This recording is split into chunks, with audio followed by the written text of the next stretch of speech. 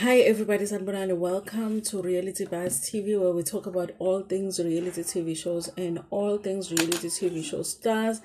We are back in 2025, back with the reviews.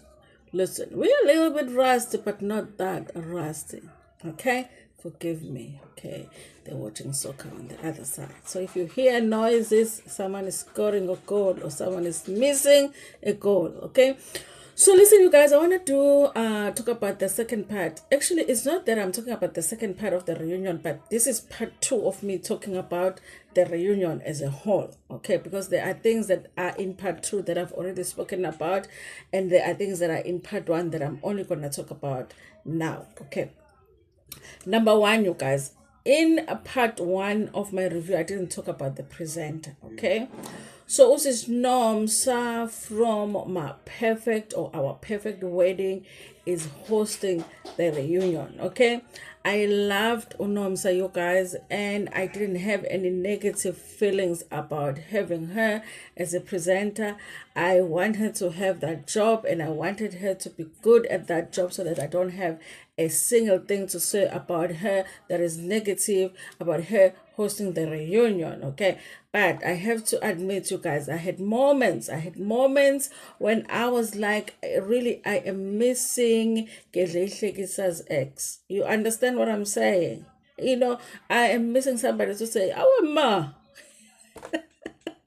I was missing Lassie. Okay, I had moments where I was missing Lassie.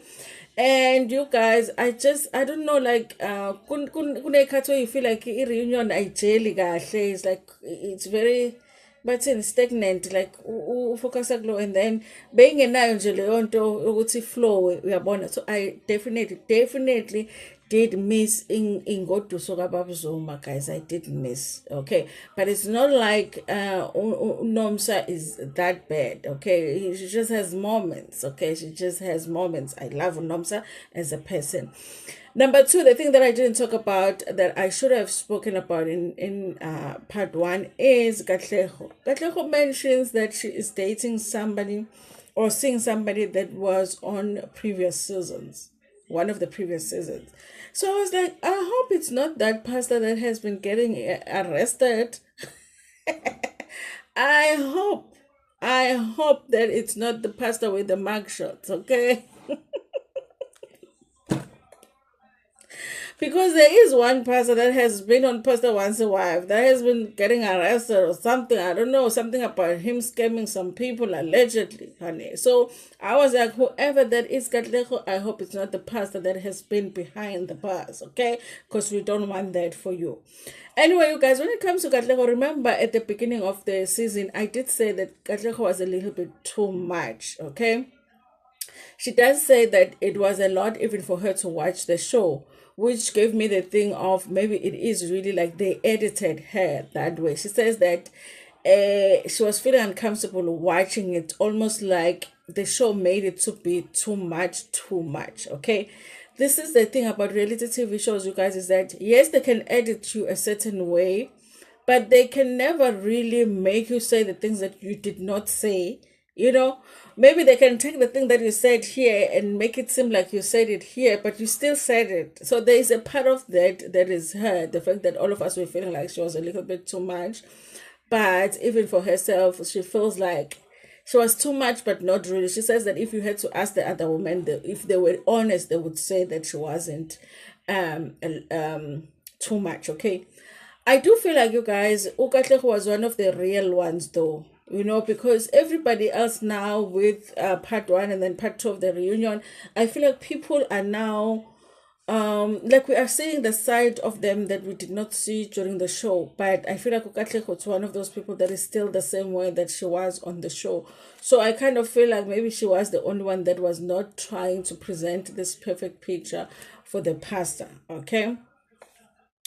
So when part two begins, we're still dealing with the drama kakamo with Ukoli walking out, and then she walked right back in because she was upset that Kamo was trying to talk about her having the daddy issues. That's why I said, you guys, that Uxoli seems like she's somebody that can give it, but she can't take it in terms of the shade. So you can't shade her, but she can shade you, because she was she was the shadiest of them all. Okay, even when she went to meet with Kamo and Sandiswa, after they had been eliminated with Katlego, she was the one that said, Gucci, I hope Gucci they had the most horrible trip, you know?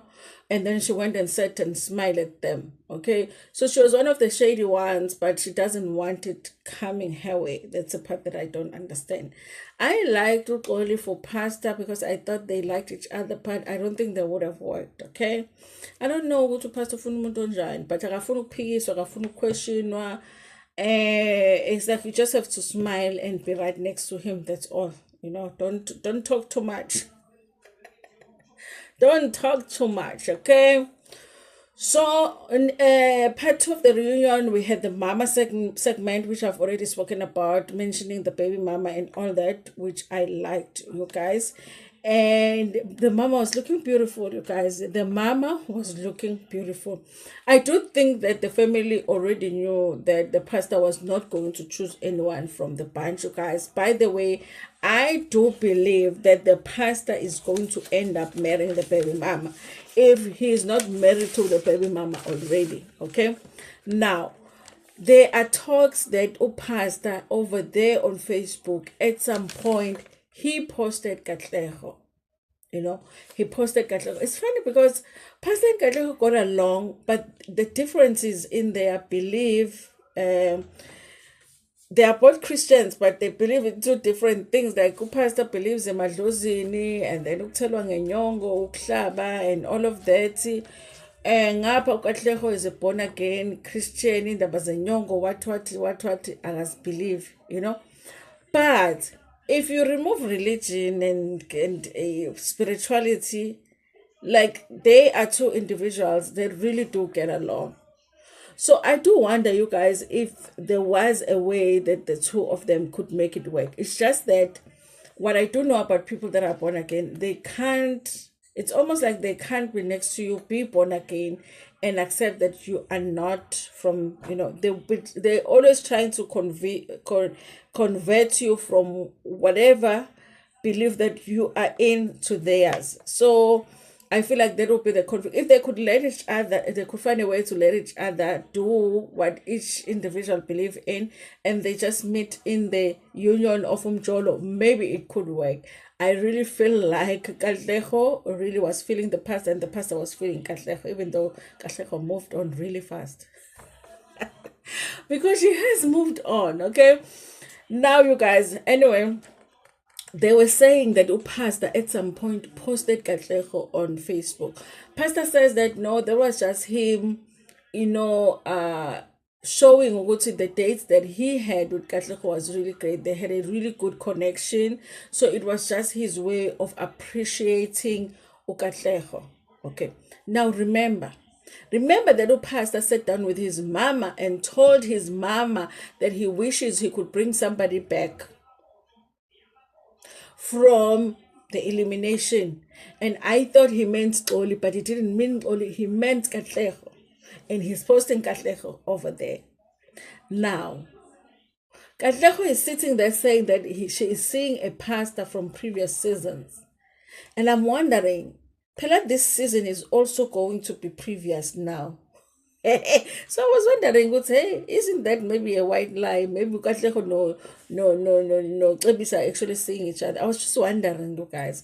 But yes, you know, there was the issue with them, but apparently the pastor was posting Katlego. So he must have really liked Katlego, but at some point had to eliminate her because honestly it wasn't going to work. I do wonder if they've seen each other outside of the show. Maybe they're even still seeing each other now. Okay. Now, with Usandiswa no Kamo, you guys. Remember when the last episode or whatever ended, it was like they were getting along. Even though they were not best of friends, but they were communicating, they were getting along. But now Kamo is feeling like Usandiswa went behind her back and stab her behind her back, but I don't understand what it is, you guys. I feel like they were both fighting for the same man. So obviously, Sandiso is not going to reveal everything to Kamo. Is that Kamo expected that Sandiso was going to be telling her everything. So behind the scenes, away from the camera, Sandiso is spending time with the pastor, going places with the pastor.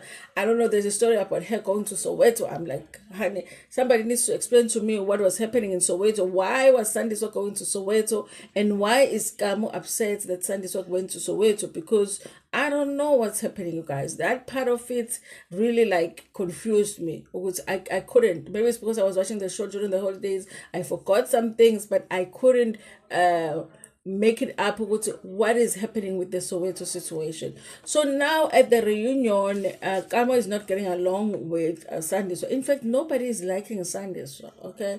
So I'm like, is it because she's the last woman standing or what? I don't know, you guys. Now, with Tukamukelo, she said that she did not think that the relationship with the pastor would have worked because she feels like the pastor ushinja all the time. 1 minute he's this way, the next he's another way. But I feel like the reason it wasn't gonna work is because, honey, you were in another relationship. Just be honest, okay? Just be honest. You were already in another relationship. And then there is a Sunday so Portia story. Portia was one of the women that was like more matured, in the group that was eliminated very early on. Apparently they have kept a friendship, they had kept a friendship with Sandiswa, and then she also feels like she was stabbed in the back by Sandiswa, okay, but she doesn't say how she was stabbed in the back by Sandiswa. Apparently outside of the show she had even supported Sandiswa's business, okay. Now here is the thing, you guys. If one person says that you are something bad, okay, they might just be hating on you. But when it starts to be more than one person that is saying that same thing about you, you have to be like, maybe. Because here is Kamo talking about being stabbed in the back by Sandiswa. Here is Portia talking about the same thing, okay? The other ladies also don't like Sandiswa. So as much as I like Sandiswa, and she presented herself on the show as somebody that wouldn't do any harm, I'm starting to feel like, okay, maybe there is something that we didn't say about Sandiswa that the others saw, because they seem to be feeling betrayed by Usandiswa, okay? So I'm just like, okay. Now, you guys, they are saying Uguti, Ukamo says that she feels like Usaniswa didn't tell her some things, about the past. No, no, no. She feels like Sandiswa told her a lot of things about the pastor that were negative about the pastor. It's almost like Sandiswa wanted Kamo to not like the pastor because of the things that she was telling Kamo. But behind Kamo's back, she was continuing with her relationship. It's like somebody giving you all of the reason to not like a person, but they go and they become friends with that person. They just don't want you to be friends with the person, but they will be friends. But it's like, but if he did all of that, aren't you scared to be friends with him? It was that kind of a situation. Okay. Now, Anomsa did try to ask Sandiswa to be like, were you playing the game, you guys? I do feel like Sandiswa, there was a game that she was playing, even though I did feel like she was a beautiful woman. I think she has a good heart. I think there were possibilities that it could have worked with the pastor, but there was a game that she was playing. Even when, remember when they were doing the diaries at the same time with Kamo? If Kamo answered the question first, if they're asking them, what do you feel about this that the pastor did? If Kamo says, I really was confused by that. I don't understand why the pastor would do that. It's very confusing. Sandisa will go into, honestly, I understand why the pastor did that. Maybe the pastor was under pressure, so I don't have a problem with it.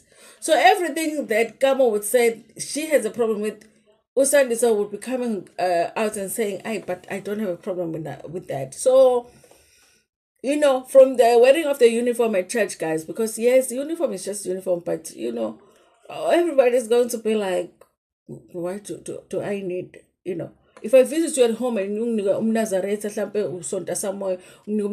wear this, you're going to, but Usandisa, things like that, she would just, it's not you understand what I'm saying. So ngathi khona game ebeyidlala, and she won that game because she ended up being the last woman standing. Okay. Now, you guys, Portia with Usandiswa, they are having conflicts because Portia is feeling like Sandiswa stabbed her at the back after she had supported her business.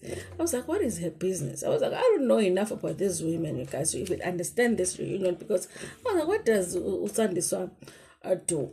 Now, Portia was eliminated very early on the show, but feels betrayed by Usandiswa relating to the past. Even Usandiswa admits that Portia has supported her business, but for some reason, Portia doesn't like Usandiswa. I don't understand it, you guys. Some women, I see the reasons why they don't like Usandiswa, but some of them, I don't. But like I said, because sometimes when everybody's saying this one thing about you, sometimes it's true, okay? Anyway, you guys, they get to the end because the last few minutes of the second part of the reunion, it's supposed to be for the pastor to sort of, do the proposal. Whoever he's choosing is supposed to now propose, but he chooses to not propose. Thanks, everybody. Takes out the ring.